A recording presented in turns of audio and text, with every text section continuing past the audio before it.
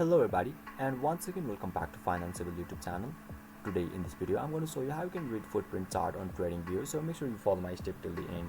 First thing first, I assume that you already have an account on TradingView and already logged in, and now right after that you'll be able to see the interface on the screen where you can see the chart of the BTC USDT, and right above this chart you can see the candle icon which is in between time frame and the indicators option. So you simply need to click on that candle icon, and now another section pops out, right, where you can see the volume footprint at the bottom of this section. So once you click on there, make sure you have already subscribed to the plan of this TradingView, and once you complete that you can read footprint chart on TradingView successfully. So basically this is how you can read footprint chart on TradingView, and if you still encounter any issue during this process, feel free to leave a comment and I'll be happy to assist you.